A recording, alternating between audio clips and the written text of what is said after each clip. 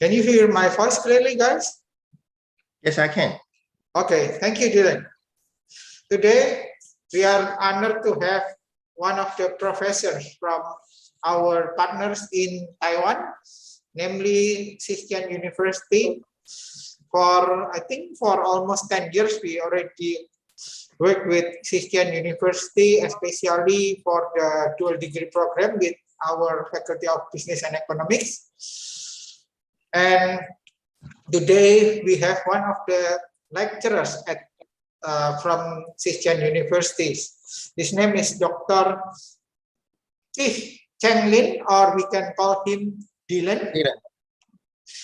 He is currently the assistant professor at the English Thought program in International Business, Department of Business Administration. Good afternoon, Dylan. How are you today? I'm fine. I'm working from home as well. Oh, you are working from home? Yeah. In Indonesia now, all are working from office because we are now offline. Yeah. Even the students are now already have class offline, not online anymore. How about in Taiwan? I think the situation in Taiwan for this coming two weeks would be a little bit serious compared with before, because I would say last year and the year before, Taiwan done very well at the preventing the disease. I mean the pandemic. But these two, I think the coming this months, the government make a decision that we need to together with the virus, because we need to open. We need to open the market.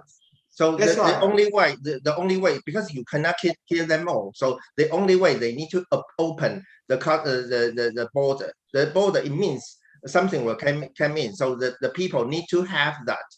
Yeah, because we also want to visit Taiwan, by the way. Yeah. So vaccination is very important. So we, generally speaking, the people who have the second shot have been more than 80%, and the third shot, I think, more than 65%. But the problem is, that's good. Yeah, but the problem is, but the problem is still the elder people do not have enough vaccination. They don't want. They don't want. They don't want. The problem is they don't want. But I would say the problem will be from the elder people, and now the little one. I mean the people who is under 8, who are under 8, who are under 12. They are start to have a vaccination this week. Okay, the same in Indonesia. Well, our vaccination is already high, and almost all of us have been vaccinated. So Indonesia is fine now. Yeah. Okay. How about you? Have you been vaccinated yet? Yeah, I did. You did. Okay, that's good. Okay. Before I continue, please allow me to introduce Professor Dylan resume. Yeah. Wait, let me open it. Wait.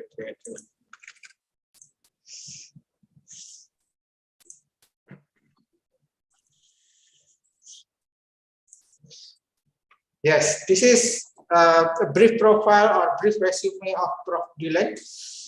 He graduated from Nottingham University Business School, and for his master degree, he took from the University of Manchester, UK. Currently, Professor Dylan is Director of Center for Teaching and Learning Development, Director of Office of Bilingual Education, and Assistant Professor English Thought Program in International Business of Chih-Cheng University, Taiwan. Previously, he worked for Tainan University of Technology as Chief of Planning Section, Assistant Professor, Department of Business Administration. And then something that surprised me is he also worked at University of Southern Denmark. You know, University of Southern Denmark is also one of the active partners of Ubaya. And in University of Southern Denmark, he was Assistant Professor, Department of Environmental and Business Economics, and Associate Professor at Marx McKinney Moller Institute. And before I continue, My name is Aditya Jakusuma. I will be the MC and the moderator for this event. And the rundown for this event would be, we will start with presentation by Professor Dylan for around 45 to 60 minutes. And then we will continue with the question and answer session. So for you guys, please feel free to ask, or you can also type in the chat section. And then after around 20 minutes, we will conclude with group photo session together. Okay. Without further ado, now I give the time to Professor Dylan. Professor Dylan, time is yours, please. Okay, thank you. Thank you.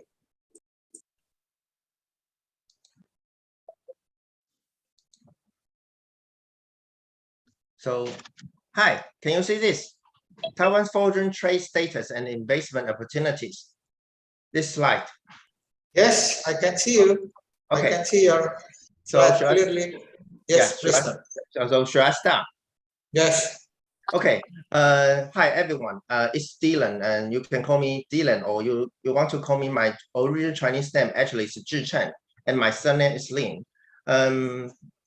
Today, because I think last month, my boss asked me to maybe make some of the presentation for you, and at that time, I think the topic is not really fit with my professional knowledge, but I try to present in my way.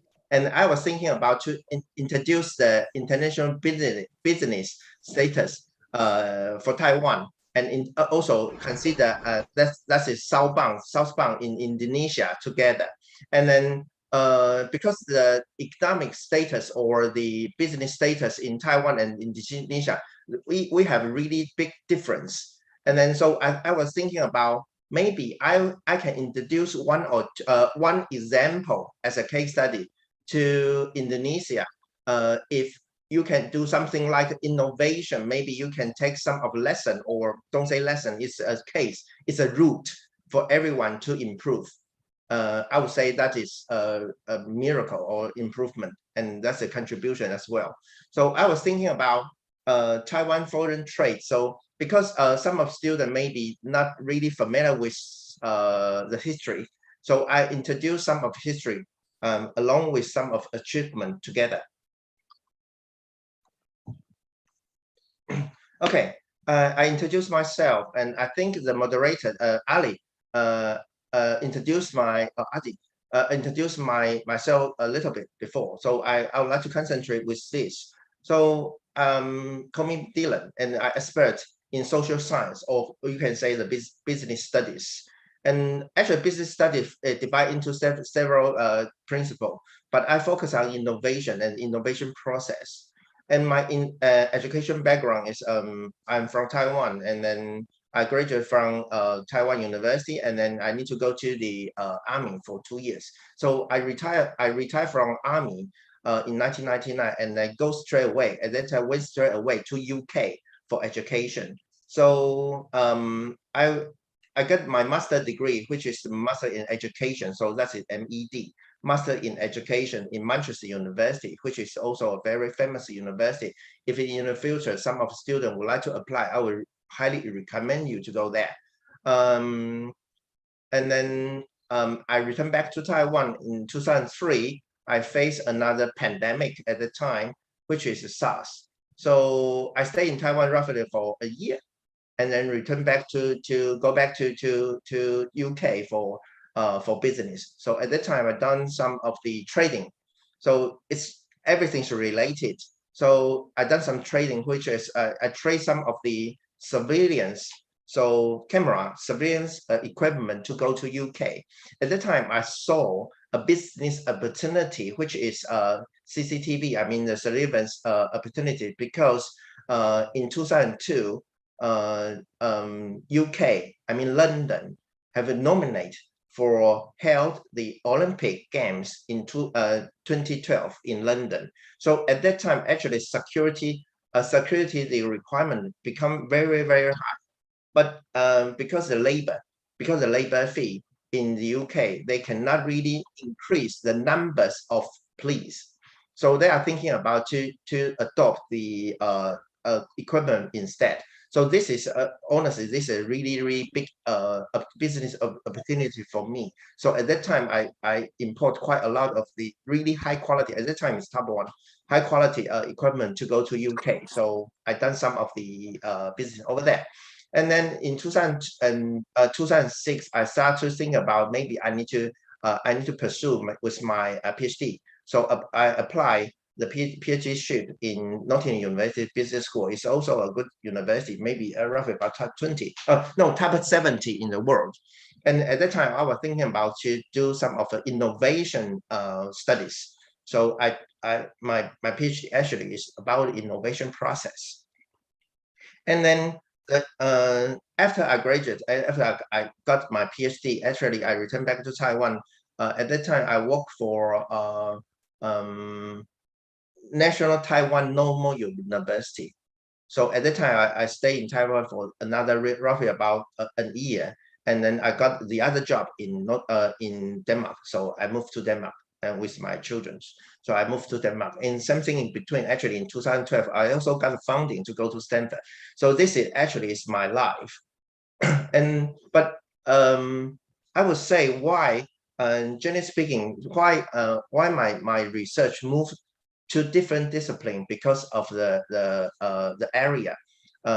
If you talk about UK, that is pretty similar. Actually, I would say the situation may be pretty similar as in Taiwan. So the research maybe I can focus in the same discipline. But when I moved to Denmark, it's totally different. Because Denmark is really too small. Roughly about the people, just about 5.5 million people. And the land is slightly bigger than Taiwan. But they focus on some of certain industry, give example, renewable energy, which is not really popular at the time in Taiwan. So I have to force to move to the research direction to go to renewable energy. So I say my research interest at that time actually renewable energy policy. And then come back to Taiwan, I was focused on marketing. So that actually this is my background. And if you are interested to talk about anything, and I would say I will highly welcome. Okay, today the agenda is very simple. As I say, I'm going to divide as two parts. The first part, I'm going to introduce Taiwan business status for everyone. I think that is a really good start because not majority of the people, maybe you heard about Taiwan, but definitely not familiar with Taiwan. And I'm not really familiar with India, Indonesia as well. But recent 2 weeks, I checked a lot. Give example, I know that is maybe Indonesia have really good resources for renewable energy.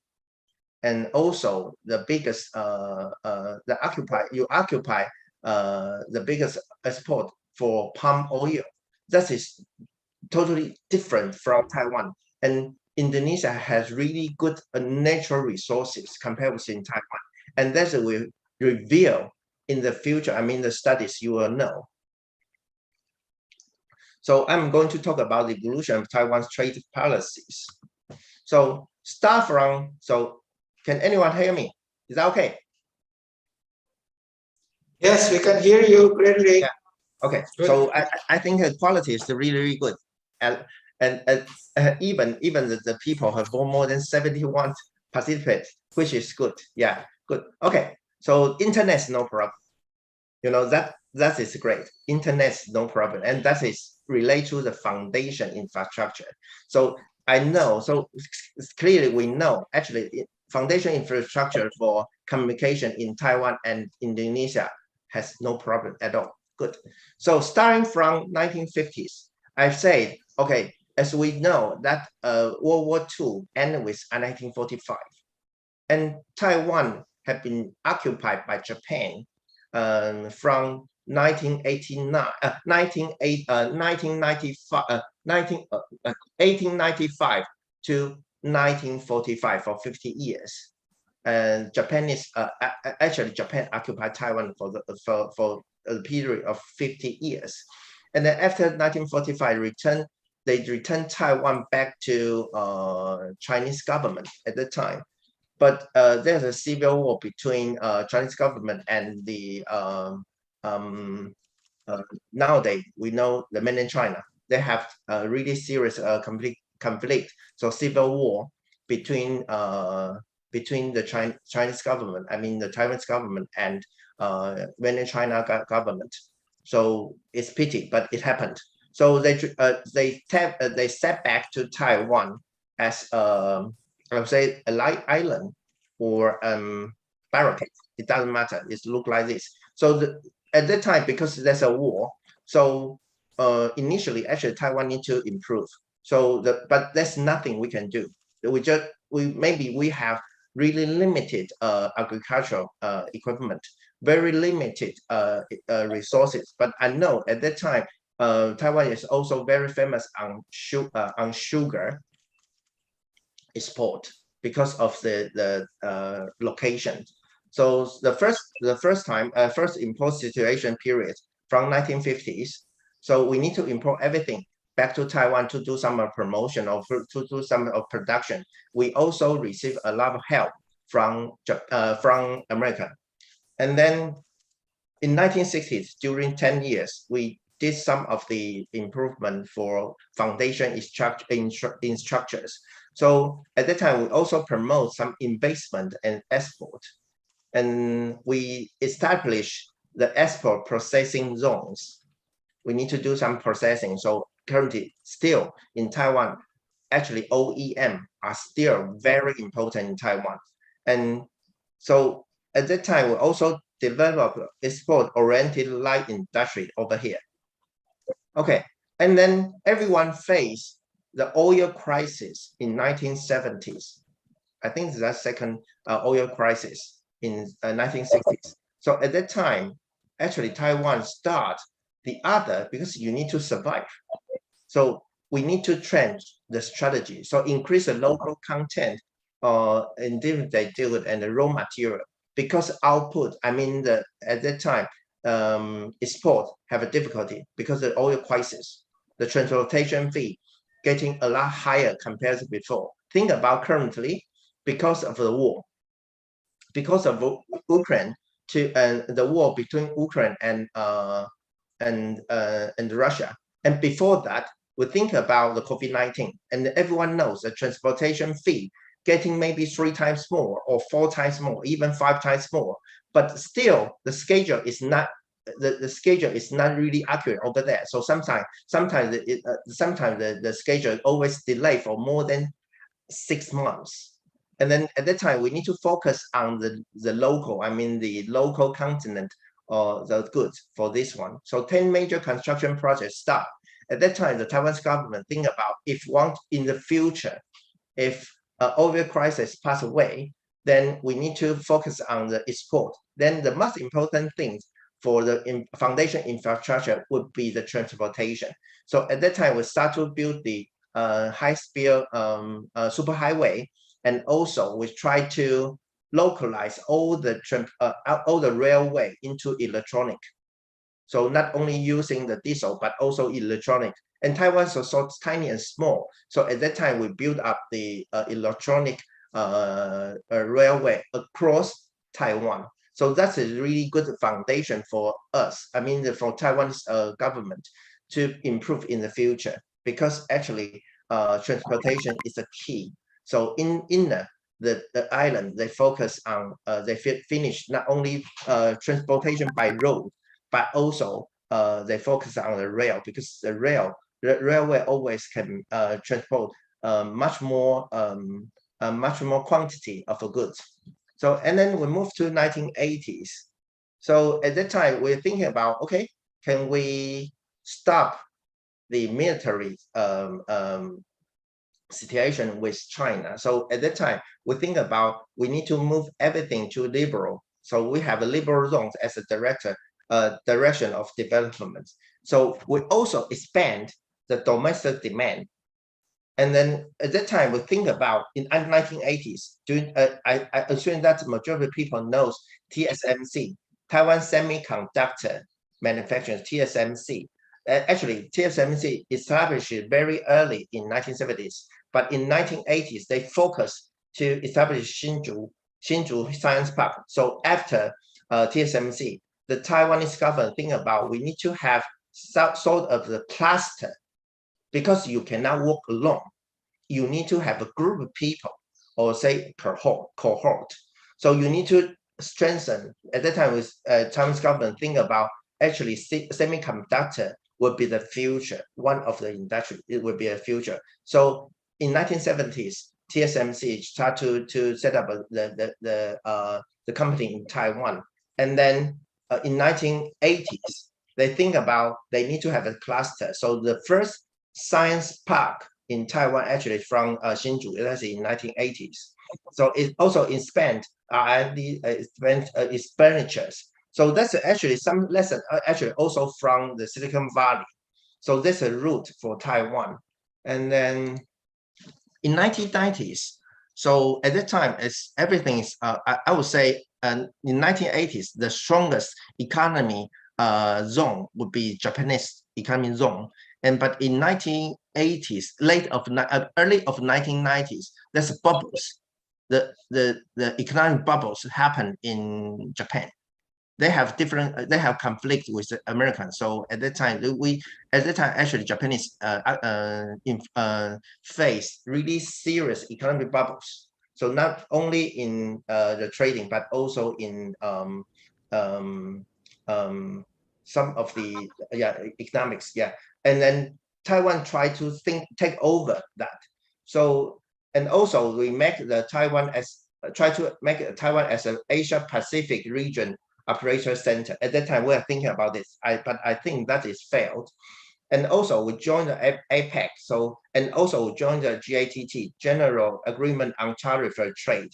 And Taiwan, because in Taiwan we have a really difficult situation across China. So every agreement or every association, international association, we try to get in, just have really good, really a serious challenge. Not only this, but also in the future. And then also in 2000s, so we also participate in international trade organization and activities. So actually we joined WHO. So as a very special area. So Taipeng Jinma is Taiwan, Penghu, Jinmen, Mazu. That's 4 areas. As we are organization to join that. So we do not use Taiwan or China or Chinese government. No, we use Taipeng Jinma as a name to join that, along with, because at that time I was thinking about in 2000 also China joined WTO. So we align the domestic trade system with the international ones and emphasize intellectual property right and investment in liberalization. And after 2010, we rise because we need to participate in the regional integration, especially why 2010? Because after 2008 actually at the time everyone knows in the world there's really serious recessions. So after the recession, everything collapsed. So we need to rebuild. So we are thinking about rebuild from internal market. So rise a regional integration.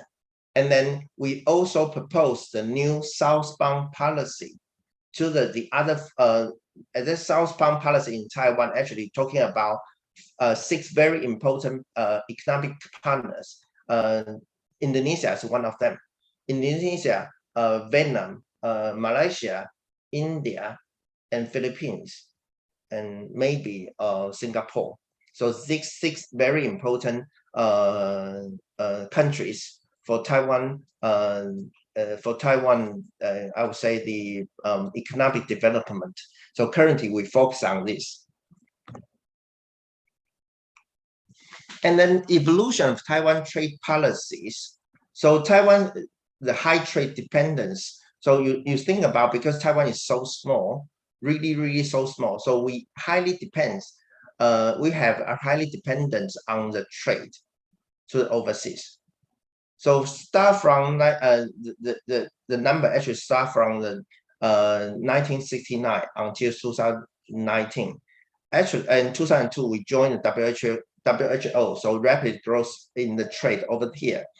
But I would say from 1969 to 2019, trade growth 272 times larger, which is also a great achievement. But in the other way, we need to think about maybe the wealthy is not really well distributed to the people. Some of the people are really rich, but some of people are really poor, which is not good for a country.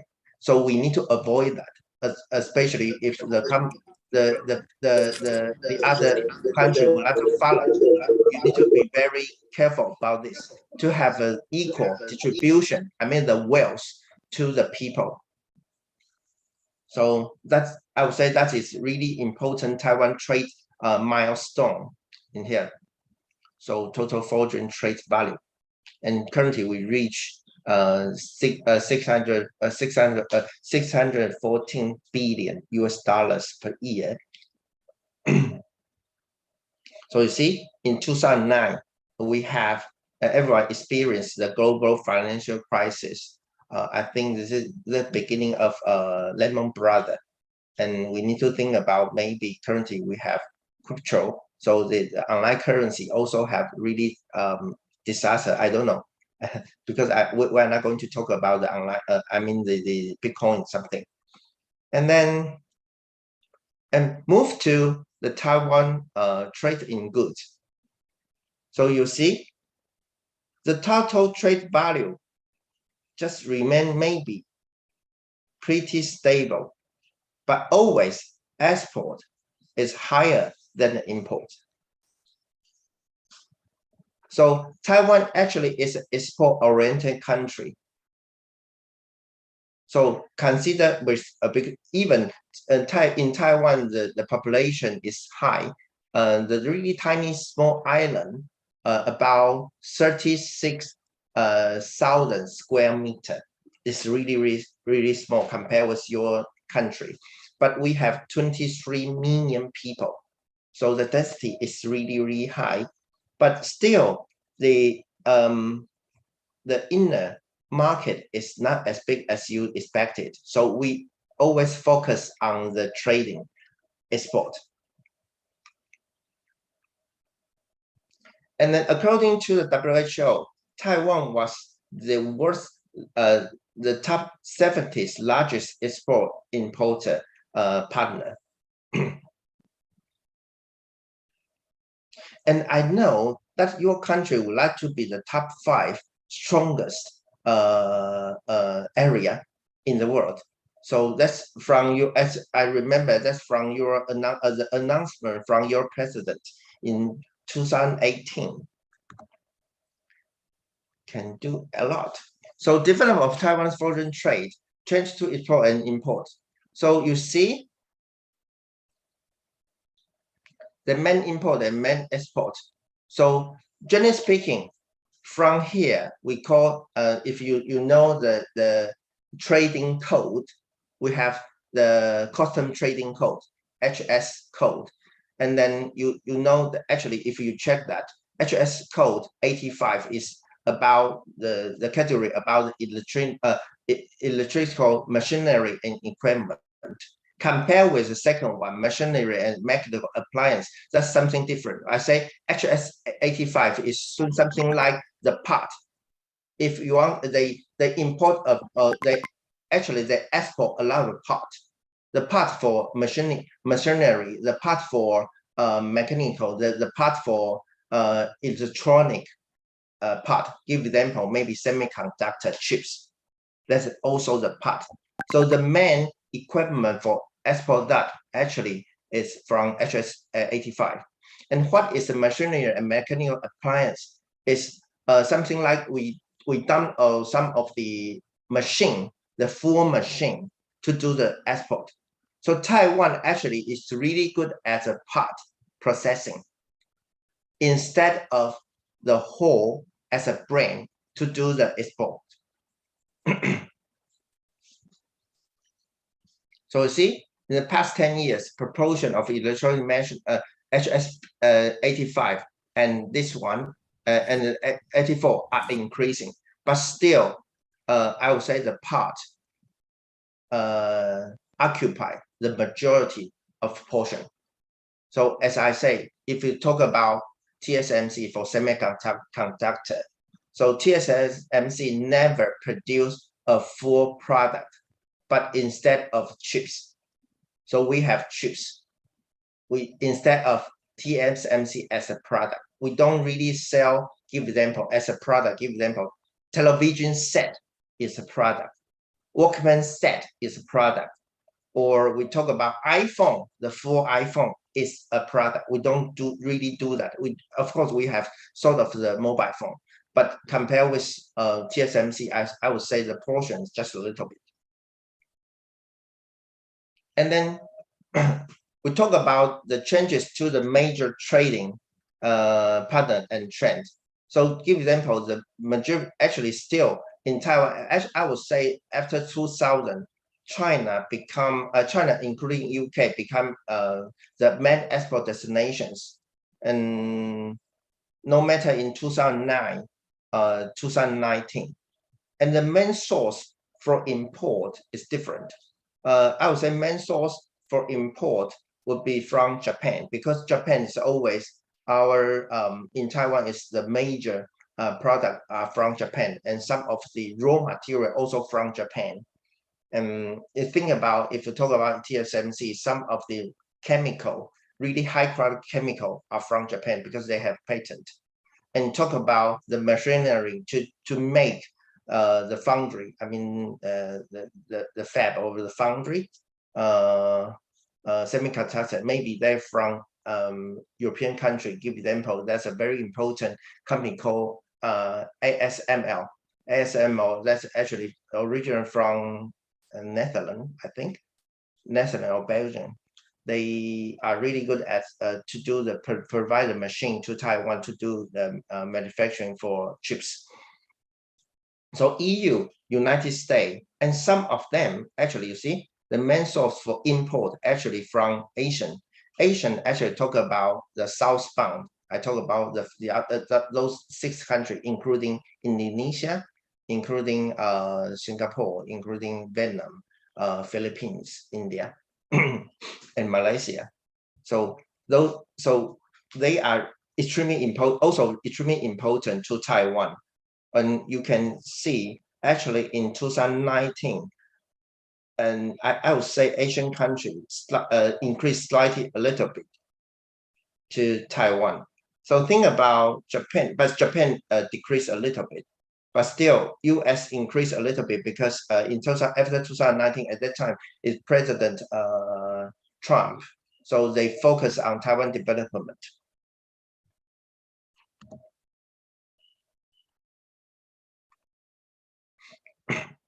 And then because of COVID-19, I would say the figure actually have been very accurate, because I collected the data from the latest one, maybe from 2020. So that's a really accurate one. So the Asian country maybe in 2020 for export is slightly downward because of COVID-19. And then in the US slightly increased because they are really strong at focus on the export. So they have to do something. And then, but still, Europe have difficulty to send the item to Taiwan, and we have difficulty to send item to Europe. So I would say the trade impact from COVID-19 have a serious impact, but everything will change in the future, because after the COVID-19, after the pandemic, I would say the Asian country will play very important role in Taiwan economics.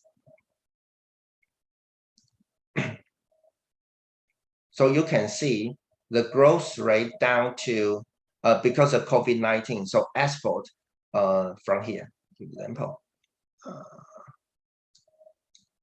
Okay, so here, this one.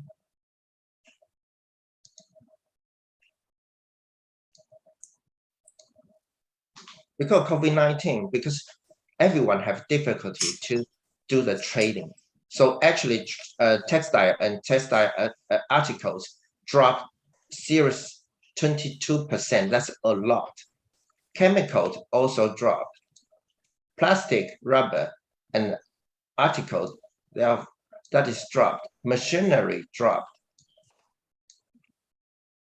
But actually, because Taiwan, that's the really, really important island for semiconductor.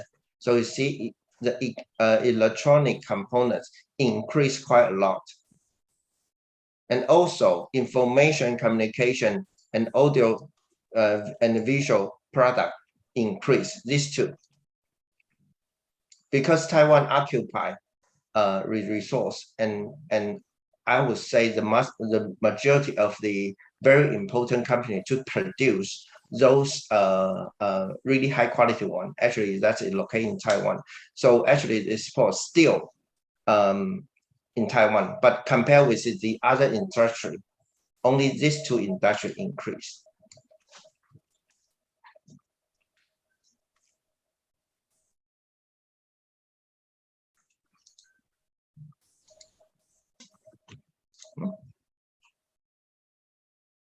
So,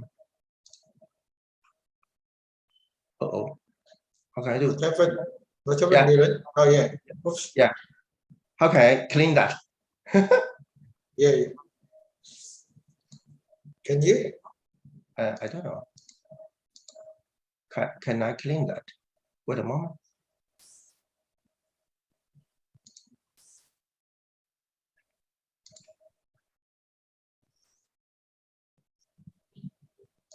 Yeah, good. So as for order, decreased by 5.5% still in April 2022. So last month still dropped quite a lot. Especially you see in Taiwan, as I told you that the pandemic situation in Taiwan from last month getting a lot serious because the government, the Taiwanese government and the Chinese government adopt totally different direction. Chinese government adopt zero. They don't tolerate with a virus, but Taiwan's government try to think about we need to try to open the border to welcome everyone to come into Taiwan because Taiwan actually a trade country or trade island. We need to be open in order to survive. So if we cannot really get rid of the virus, we need to stay with them. So we need to actually we need to reduce the rate for reduce the death rate, but the people need to have a vaccination. So currently, I would say a lot of schools, not only the university, but also from the primary school, kindergarten, high school, or yeah, they are applied to teaching, especially from this week, and then from for the children under 12 years old.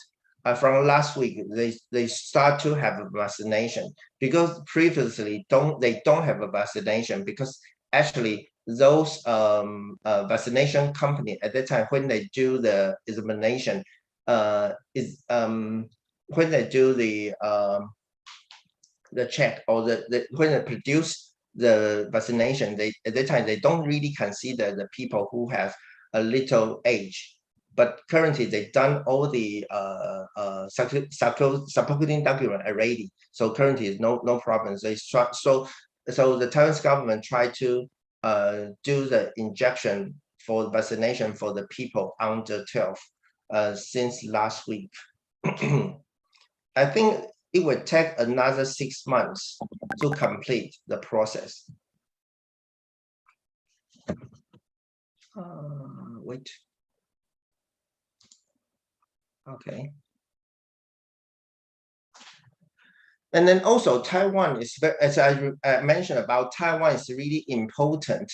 Actually Taiwan play a very important role to do the manufacturing for the world. And I don't claim that Taiwan is a world factory because the world factory currently is still in China, but Taiwan play a very important role to do the manufacturing, and then they played a very important role in global value chains.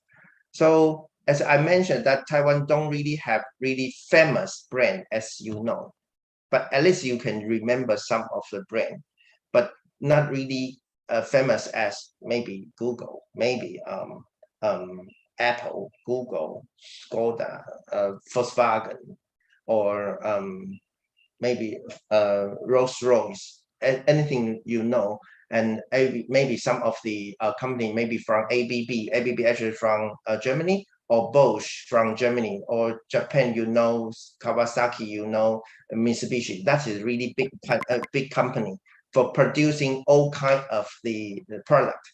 We don't have that. We have a lot of company to do something in between.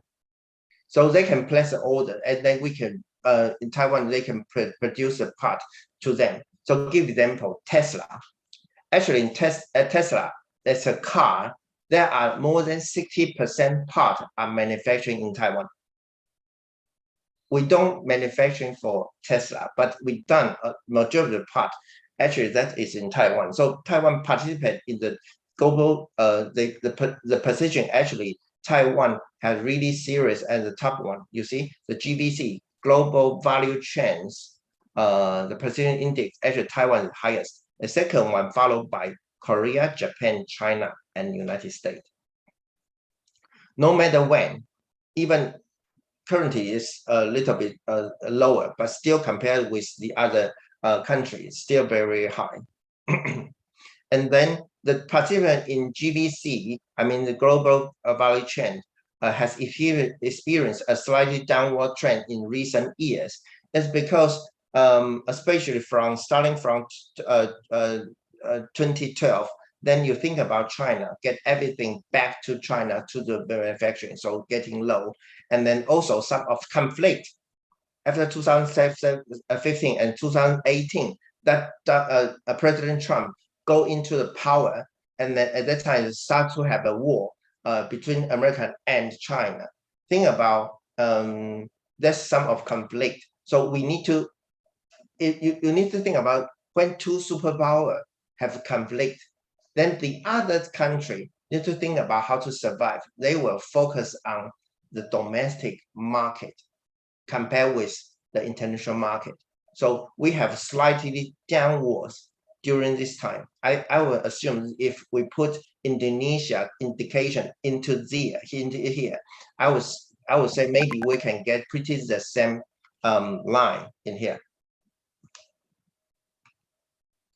And then as I mentioned about the strengthen for the partnership via the new southbound policy. As I mentioned about new southbound policies, southbound countries for Taiwan, there are 6 very important ones. Now that they extended that, but still the core, the southbound country are Indonesia, India,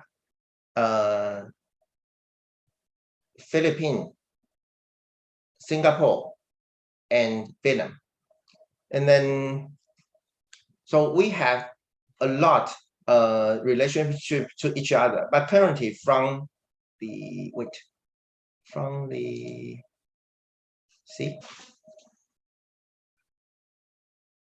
in 2019, still a lot, but compared with export from Taiwan, export is still higher than the import. So we export a little bit more to your country compared with we import the product or service or raw material from your country to Taiwan. So that can be in the future. And then think about here, stable investment relations. I assume that the majority of the students in this classroom are from business discipline. And if you think about it, if you can read the information. So generally speaking, in 2019, there were 267 Taiwanese investment case in those countries, southbound country. Okay, so total is 2.70 nearly 3 billion US dollars. And then actually, there are 645 cases from NSP countries to Taiwan. And the number is not really a lot compared with that, but the cases is higher. And I can tell because the majority of the company who done the investment to the southbound country, and they are state-owned in Taiwan. So they have a policy, and some of country, I mean some of the company from state-owned company, they receive an order from the government and they put the investment to the southbound country. And then some of the barrier I can also understand because the language and because of the policy, we have different law systems. And then the people from Taiwan, if they are the traditional Taiwanese, they are afraid of to take challenges. So they have a little bit slightly slow movement to there, but still have very good results in here. So achievement, so we have different achievement over here. So, and then also the priority task. So Taiwan state-owned enterprise will play a leading role, as I say. The state-owned enterprise play the leading role, lead Taiwan's mid and lower stream company from different industry to export and do the investment overseas. But you think about, okay, the government is easy to control the state-owned enterprise, but they have difficulty to control the private company. And the private company, they are really, really focused on the earning. I mean, the margin. And the margin highly depends on the stabilized policy. So think about if the country, destination country, do not have a stabilized policy, they are afraid of that. So, and then SME credit guarantee and export loans, providing financial for Taiwanese company, investing and expanding the markets also one. You need to support them to do the investment. Maybe the support, maybe the loan, borrow money, right? Maybe they can borrow money from Taiwanese government or Taiwanese bank, or they can borrow money directly from your own country. And also e-commerce corporation to help Taiwanese company use e-commerce platform for marketing. So not only Alibaba, but also the other platform may be provided by Taiwan to go there.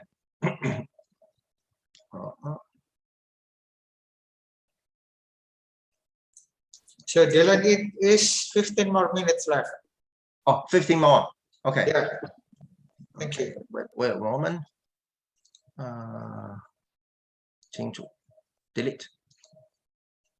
Okay. So, and then, but I think I need to skip a lot. But it doesn't matter. Okay. So here. And why Taiwan? And we have, as I say, we have really good foundation for that.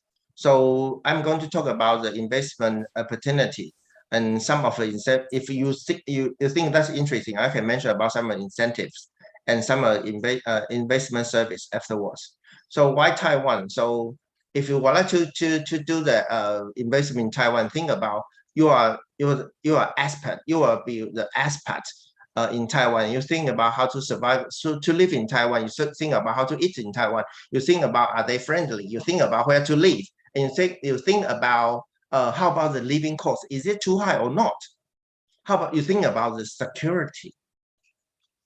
And actually, in all area, Taiwan score really, really high in all area. So you see, the best destination for investment, number 4 in the world, second one in Asia. And also the world competitiveness, number 8 in the world, and third one in Asia. And also position is important.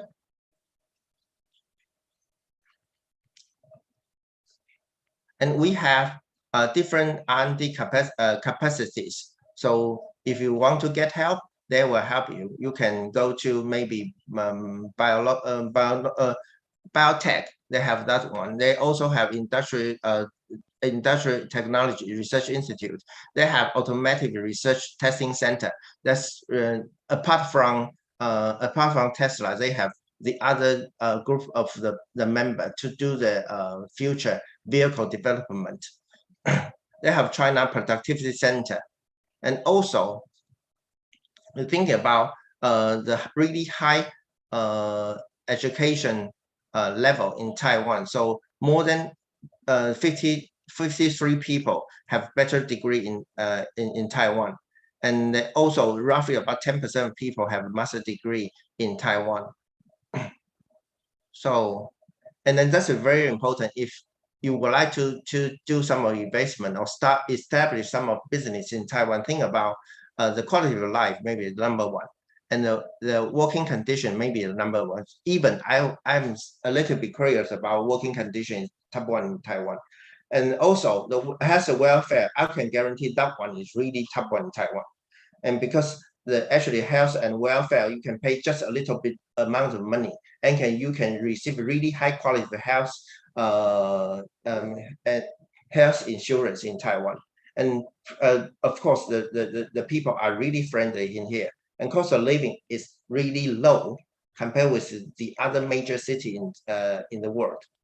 So in 2021, actually the world number one expert insider actually ranked Taiwan as a number one destination for experts to maybe stay or study or to establish the business in Taiwan. So we have different opportunity to focus on semiconductor, and we have really established Asian Silicon Valley next generation vehicle and smart machinery, biomedicine, green energy technologies, and national defense industry, circular economy, and agriculture modeling is also currently is undertaken. So I probably will skip all the PowerPoint here because I'm going to change to the other case.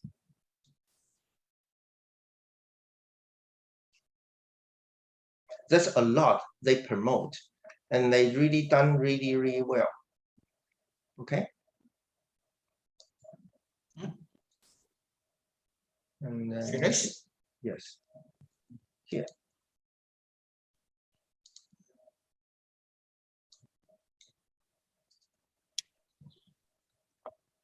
So can you see that the transformation of manufacturing firms to servitiation firms, a network approaches for SMEs? Your slide now is thank you for listening. Okay, so not here. Yeah, you need to move backward.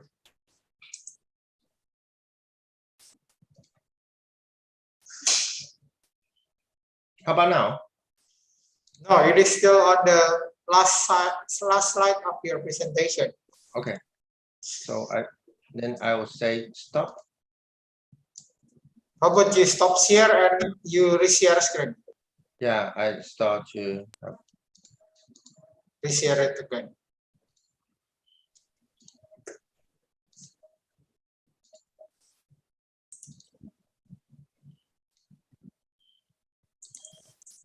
How about now? Yes, now, yeah, it is moving now. Yeah. Yeah, we can see it now. Yeah, and I go to because I think because the industrial situation is really different between two countries, and then when I talk about semiconductor industry, maybe in your country have really in the very early stage to start. So maybe that kind of case is not really suitable for Indonesia maybe partner to get in. But you can think about we can think about something in between because those big company you say those big company are private that they are extremely big. Think about Samsung. Samsung is also a private company, but that is extremely big. We can do really little for Samsung. So actually we can do very little for TSMC. So I don't think that is a good case for the business school student to really get into, because if we have really little control, that's for us is really useless. I would like to take some of the opportunity or the case actually from small and medium enterprise. I would say small and medium enterprise would be much more suitable for us, as we are students. We are just roughly about 20. We are thinking about, can we start the new company in the future? So we are thinking about, can we do some of the entrepreneur in the future? We can get the money much more faster. And also think about in Taiwan, there are more than they register, as I saw the number actually from the government. We have more than 1 million company registered in government, and more than 98% are small and medium company. I mean the size. So I would say small and medium company maybe that occupy, and that's the main strength for a country. So I take the exam for a small and medium company to everyone, to the speech. And then we think about manufacturing. If manufacturing is very important, but we need to move from manufacturing to service in order to increase the value.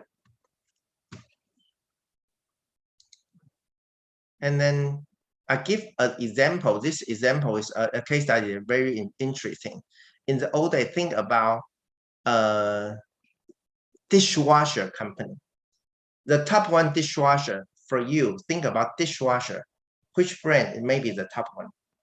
For me, actually, I would say if we talk about dishwasher, I would think about Bosch. Bosch as a dishwasher, everyone knows Bosch. And you know, actually, that's really, they occupy more than 60% for domestic market. So Bosch is number one. No doubt, Bosch is number one. But I would say really few of people understand that is talking about dishwasher in the business side. That's actually Bosch is not occupied the market. Pardon? No, I think someone just unintentionally press unmute. Okay, it's fine. Yeah, so fine. Bosch actually is number one for domestic dishwasher company. And at that time, this company called Chih-Cheng Lin company think about, okay, I'm because Bosch try to sell the dishwasher to Taiwan, and then they are the local agent to sell the dishwasher to them. And also they done the service for repair. So they try to learn something. They did learn very, very fast. At that time, the owner of Chih-Cheng Lin think about, if we can do the manufacturing we can produce the high quality dishwasher, why not?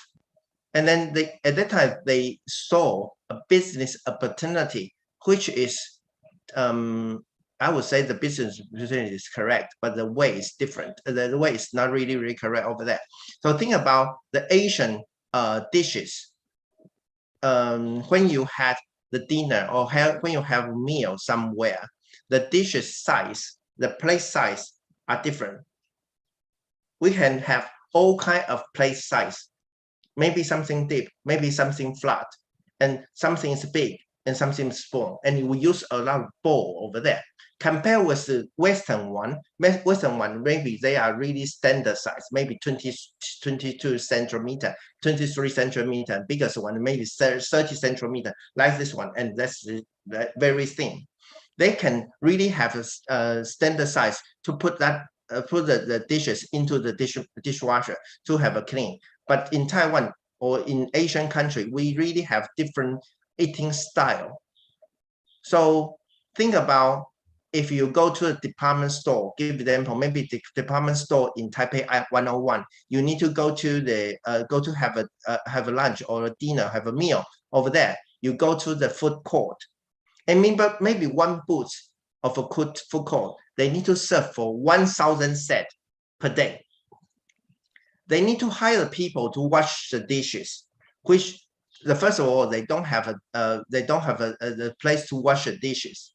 And at that time, they are thinking of they collect together they buy a professional machine. Generally speaking, the professional machine are from the professional dishwasher machine. The top one actually from America. And once the machine has been broken, you need to wait for the part for delivery for another 3 months. But you can't wait. How can you do? So this actually they saw the business opportunity over there, and then they tried to do the R&D. And after that, they announced the first generation of the professional dishwasher to the market. But it cost about, at the time they told me roughly the cost about a set roughly about $200,000 per set, and it occupied another 15 meters long. And how can they do? They can't survive because they cannot sell the machine out because no one wants to pay $200,000 for a machine that you never know. And we see this machine. Wait a moment. Have a look.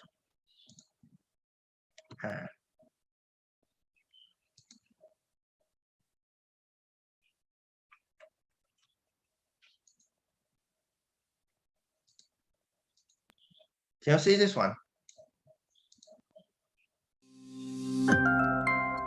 Yes, we can. Yeah. Okay.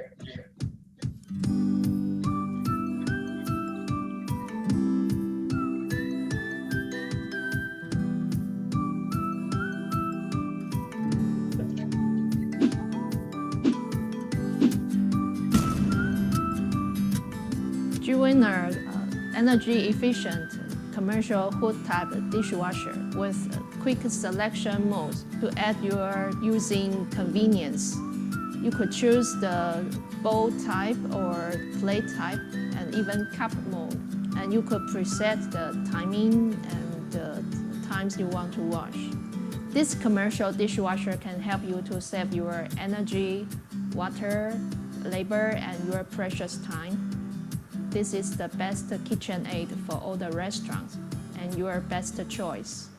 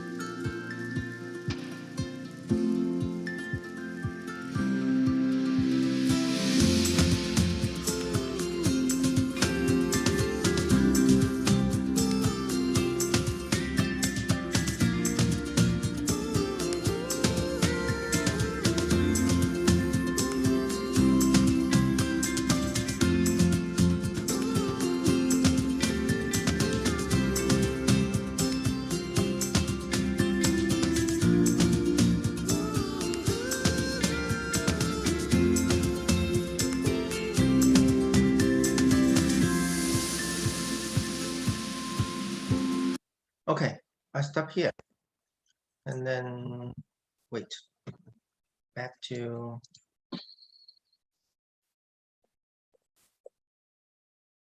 how can I stop? Yeah. This one. So is it in the PowerPoint? Which one? What do you mean? Is it in the video or PowerPoint currently? Video.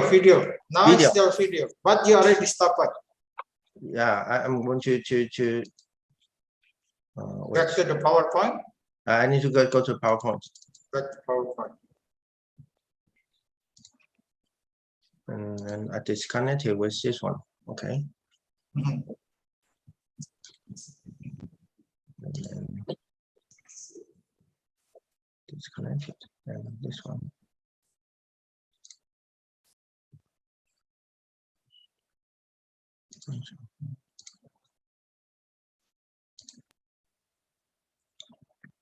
And I'm going to speak very quick. Okay, here.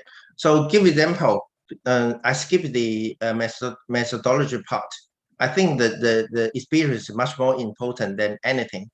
And actually, because the owner of the G-Winner, I mean that company, they try to get away from the OEM or ODM. They think about they are going to produce a better machine compared with maybe a professional washing machine from a dishwasher from American in order to lower or reduce the waiting time if there's something need to be repaired. And sometimes they charge a lot and that the amount of money actually is too high for Taiwanese restaurant. They think about this, and they think about if I can produce a really good quality of the dishwasher, and then everyone will buy. But give example, nothing. Even think about you are going to in your country, maybe you spend a lot of money to do R&D or to design a really good car, and you try to sell to your country because you don't really have a reputation. No one is going to buy, even you pay a lot of money already. So at that time, think about a small and medium company. They are private owned. The owner have already spent a lot of money, and then they put the money. It means that money will disappear if they don't earn back. So at that time, they think about they want to survive. So manufacturing is a way. And then think about they need to transform the company into service. So the service, thinking about service, it means if you can rent, if someone or restaurant willing to rent the machine from me, I'll be very happy. At least I can have have money back to my pocket at that time. But still, no one wants to rent. You need to know if you want to rent something, you rent a machine will broken. You need to think about maintenance problem. So if I have no idea because there's no prior experience, so it means there's nothing you can follow, and people will not. Generally speaking, people don't want to buy something they don't familiar with. They don't have experience. They don't have reputations. So in the end, they think about the other way. Can we say, okay, I can wash the dishes for you. You just give me the dirty dishes, because if you think about that's a restaurant or that's working in an area for food court in department store, that's a lot of requirement over there. I can collect some of the I can collect all the dirty or need to be washed dishes back to my factory and wash properly and send back to you. Then you don't need to do anything. You can even save the place to do the installation about the dishwasher, and you can increase maybe 10 table over there. In 10 table, it means a lot of additional business will increase. So in this way, you think they also you think about if you want to buy a machine to put that in your company, then you need to pay the money first, and then you need to hire people. You need to train the people. You need to train the people to operate the machine. And the machine, if it's broken, you need to find someone to fix it up. That is really time consuming and complicated.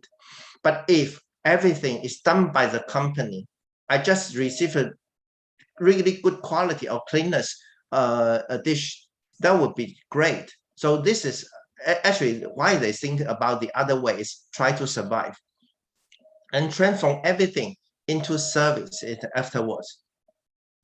And also they build up, because they occupy, they had a contract with TSMC, they have a contract with ASUS, which is a very important computer company. I assume that majority of people knows that. They occupy the contract also from Acer, ASUS, TSMC are their customers. So you think about if you go to a factory for maybe TSMC for a factory for more than 20,000 people, they definitely will have the place to eat. And that place maybe occupy more than 20 restaurants over there, or even 40 restaurants. And they can easily understand which restaurant provides the best food by how much quantity, how many quantity of dishes they wash every day. So in the future, actually, why I told that actually that is the open innovation, because they can gather the information together. They know which company, I mean, which restaurant provide a better food, or provide a food which customers is preferred to, they are prepared to eat. And then in the future, if you would like to hold a big event, maybe you need some of food supply, you can contact with them and they can have a list together, and they can do the business together, which is really amazing. And so I would say, to be honest, that is here. So initially, the focal company, we say Chien, they have a customer everywhere, somewhere. And then also they have financial or related parties. They need to support them with the loans or something.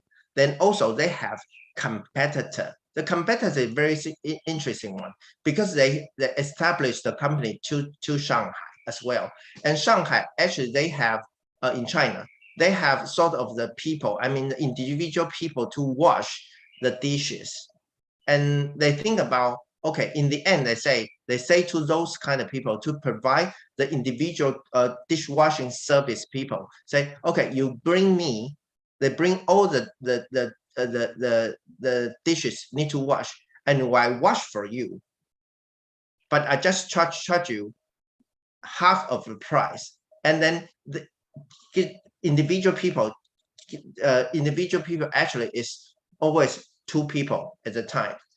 It's one is husband, another one actually is wife. Just speaking, the husband carry the dishes need to be washed back to home, and then the wife wash them, and then the husband need to bring that back to the destination. And then think about if they can bring all the dishes need to be washed to go to the factory, and then those two people can carry 2 times of the dishes to back to make some of profit. So that will be a lot easier. So I would say the competitor shifts partner to the customer as well. So that's a kind of massive strength to occupy all the market.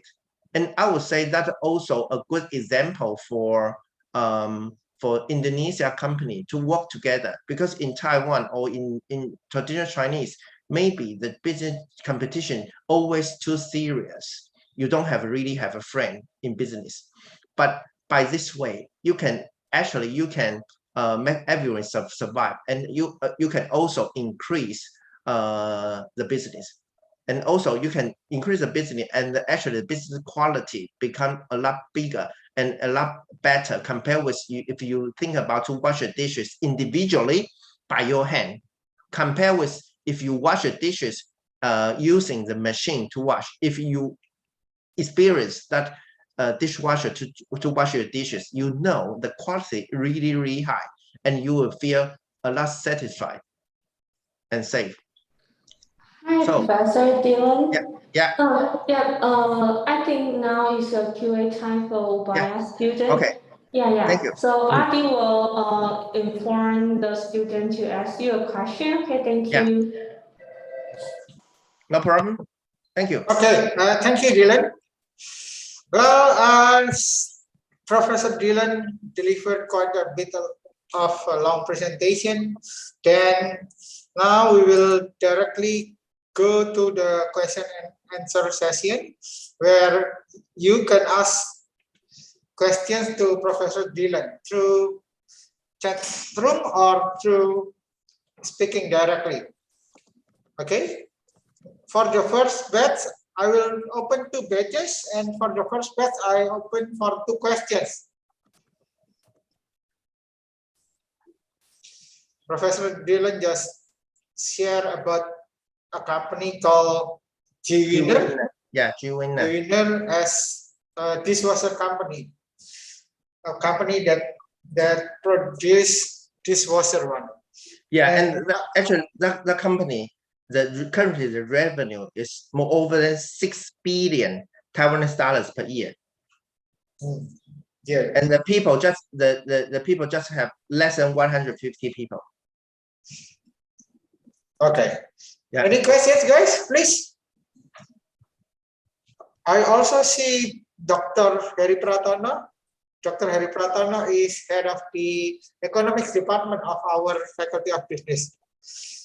Pak Heri, probably you wanna say or ask something, Pak? Welcome to the webinar and thank you for joining, Pak. Welcome all. Welcome, guys. Ask questions to Professor Dylan. Welcome to ask any question. I think we are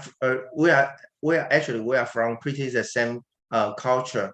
So actually, I experienced the student in Europe. I experienced student in UK. I experienced student in America, and they have different status. I mean the behavior, and I also experience, of course, the Taiwan students they are really quiet. But Okay.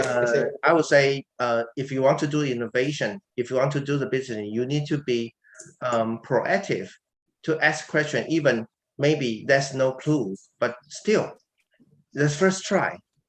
Pak Heri, you wanna say something, Pak, to Professor Dylan? Okay. Hi, Henry. I like to ask Prof. Should I call Prof. Lin? Dylan. Dylan. Dylan, yeah, Dylan. Greeting, Prof. Dylan from Surabaya. So it's interesting. So especially when recently Taiwan experienced what you call dramatic decrease in export. Yeah, I'm wondering. I'm sorry. Before come to question, recently Indonesia and even other countries try to find agility after COVID, but before it's come to agility approach or strategy, so the Ukraine's and Soviets conflicts come to what you call let's make the business environments not really convenience. I mean the inflation increase, oil price, and then of course it's a risk for innovations. Yeah, if you invent or you invest some resources for new inventions, new innovations, so it's so risky because the oil price after crisis, how Taiwan deal with the circumstance. Currently, I think the innovation has sort of a risk always. And sometimes, in my opinion, that if you mention about radical innovation in the normal time, if you have 100 project for radical innovation, maybe just only one will succeed. But you can do the incremental innovation. And this case is a lot. The dishwasher case is a little bit different. I would say that is really innovation for radical one, because that's from the manufacturing to service. And also you can increase the sales and reduce the output, the cost. If you think about this one, it would be better. But if you took the Ukraine and Russian war as an example, I would say for your country had better to have a position to get some of market afterwards, after the rebuild the Ukraine.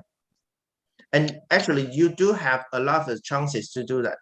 Give example, there's some of market maybe you can gain from them.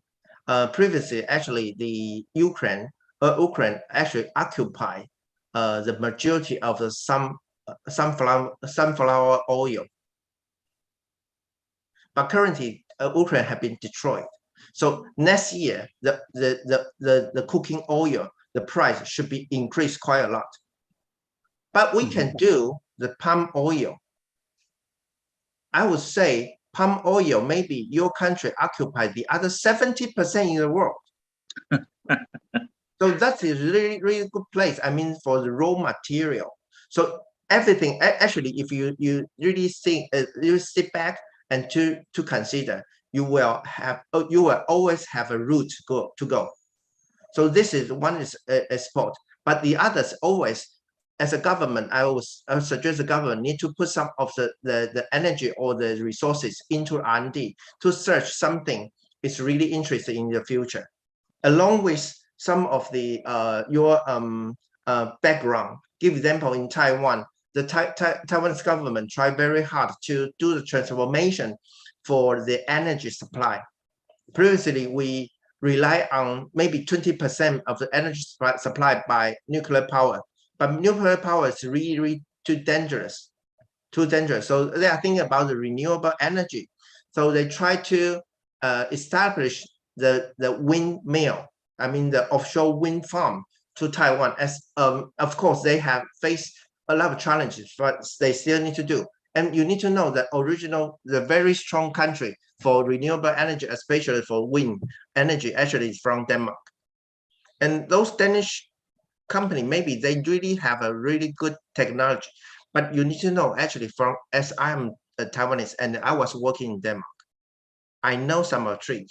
First of all, the Taiwan trade, I mean the trade trade between Taiwan and China, actually the average depth is roughly about 60 meters. Compared with the North Sea, it's roughly about 50 meters. So the cost, just 10 meters difference, but the cost is a lot higher. And second, in Denmark or in some of Nordic countries, maybe the Nordic country consider with Switzerland, no, Denmark or Norway, or you say UK, they don't really have a really serious typhoon.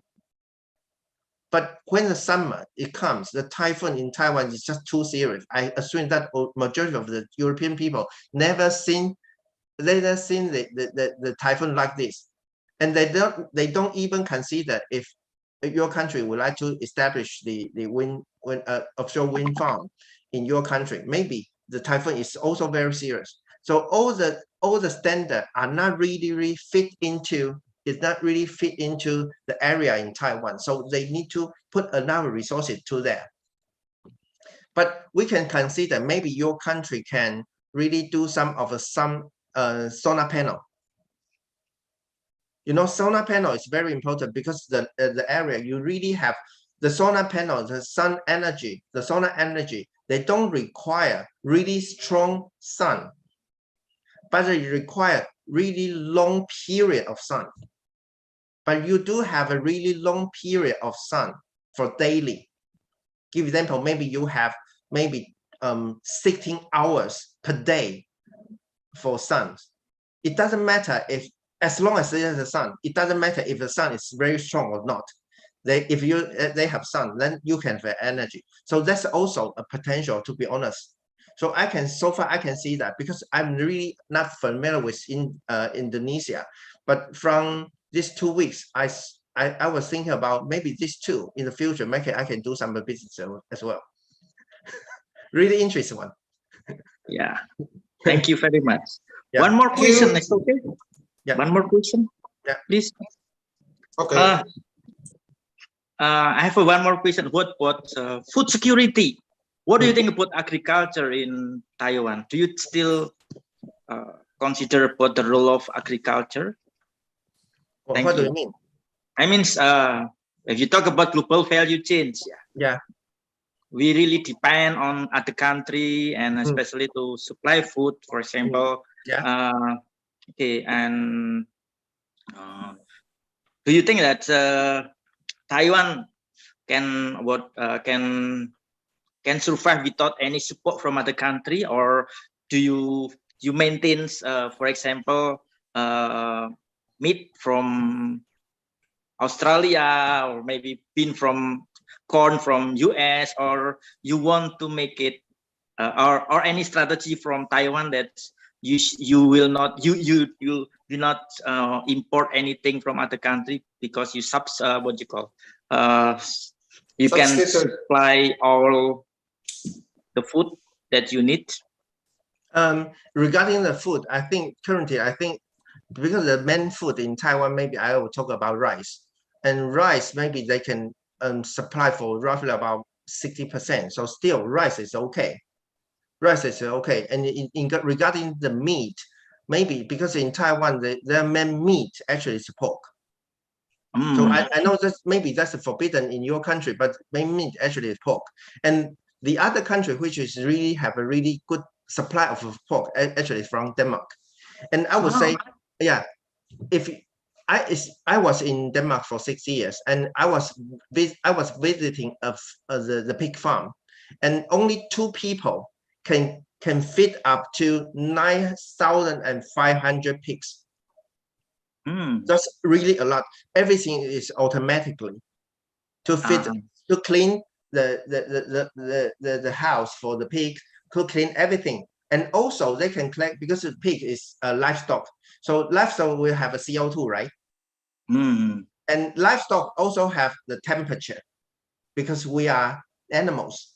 So we have temperatures. So in the Nordic country, they lack of the temperature. They need to have the energy. So actually they put the pigs underneath, and they put some of the plant on the second level. And then everything actually circulations. So you can think about this. Actually, that's also a really good example to not only to Taiwan, but also good to your country. Because we currently in Taiwan talk about ESG. We currently really focus on ESG, sustainable energy. So we talk about ESG. So we really focus on the carbon footprint. That's also one. You need to think about, especially European country, EU, they are going to announce the carbon footprint right. You are going to, if you want to explore something, they are going to charge you the carbon footprint, the tax. So your country need to be prepared in advance. Currently, I think Taiwan have been tried very hard to catch up, but still very late, because I think actually in 5 years ago, I tried to speak this kind of some concept to the government and to the industry. They never listen, but currently they listen. But I would say that's really a little bit late. And your country need to catch up as well, because we don't define the rule. They define the rule. European country define the rule, or the UK, the American define the rule. We face a situation we cannot change. If we can change, we'll be at the top one, and you'll be a top one as well. Definitely not the top 5, because your government talk about the ambition, actually top 5 economic group in the world, but not the top 1. Top 1 definitely have a speaking power, and speaking power still in American or in European country. They define the rule. You need to follow the rule if you want to do the export.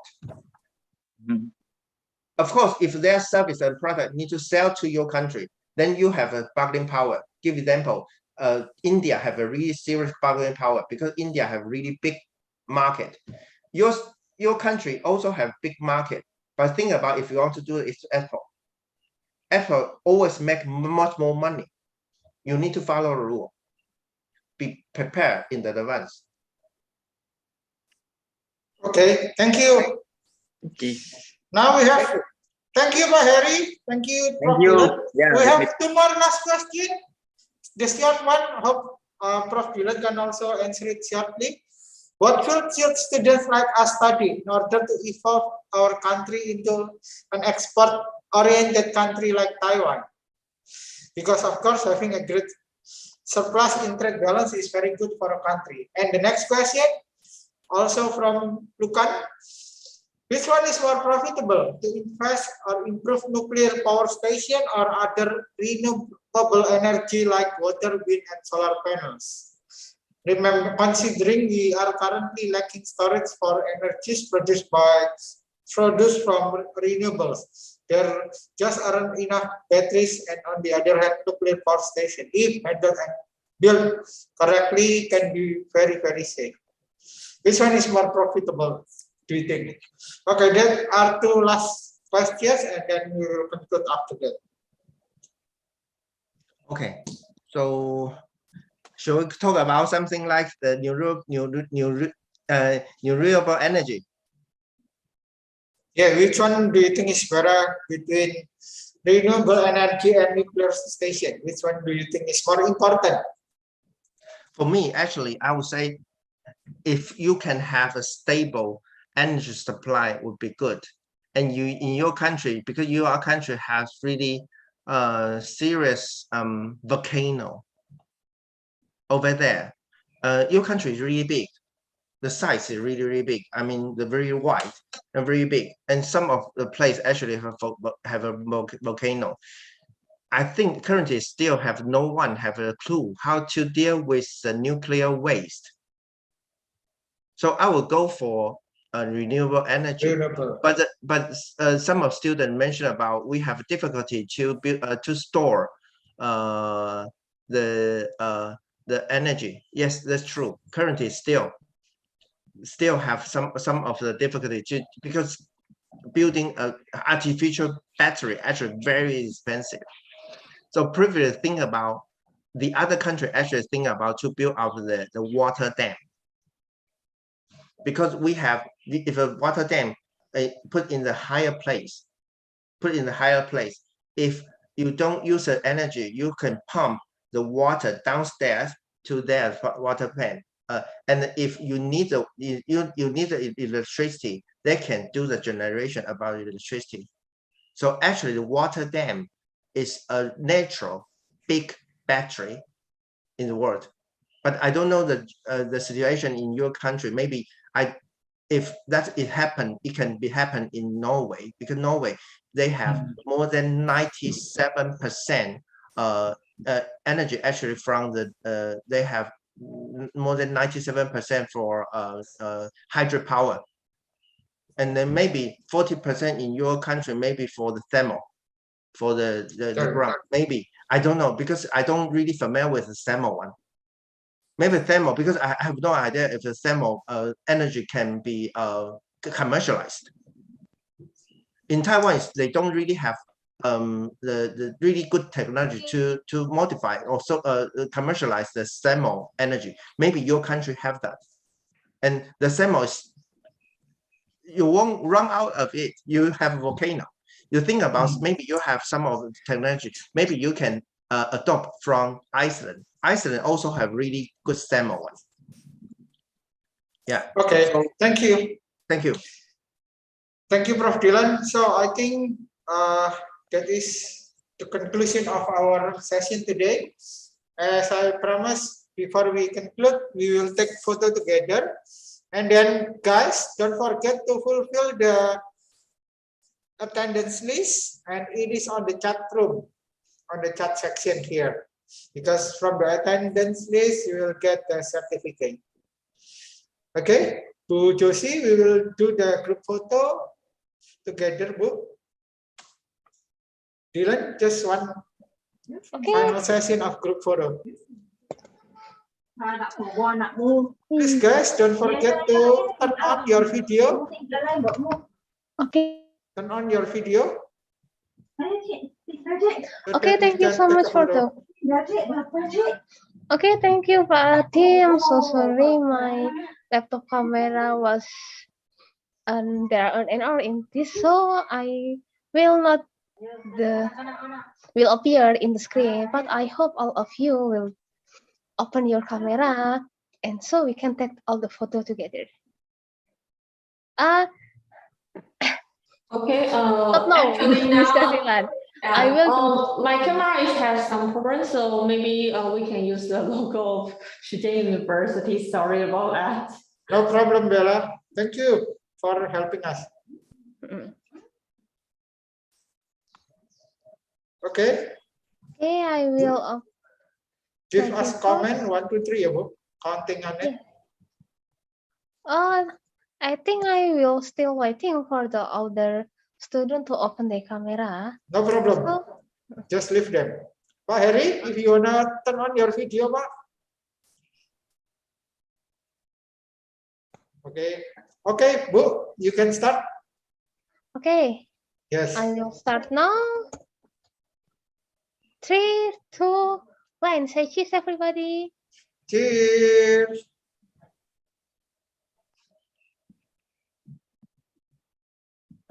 Next.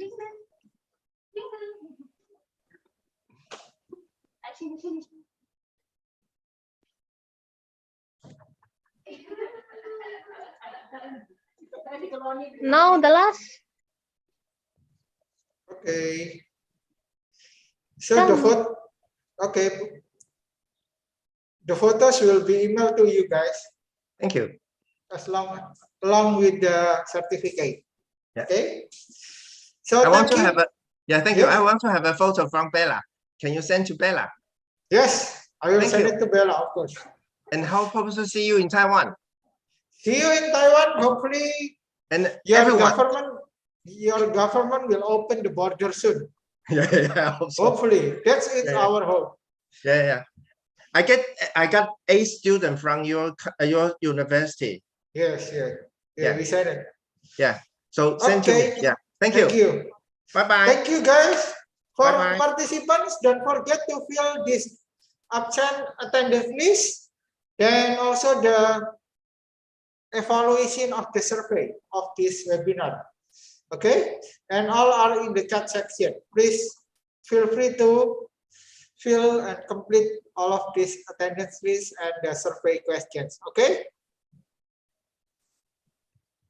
Okay, bye-bye. Bye-bye, Thank bye-bye. you, Maheri. Thank you. Bye-bye. Bye-bye. Thank you, Prof. Bella. Thank you, Bella. Thank you. Thank you, Adi.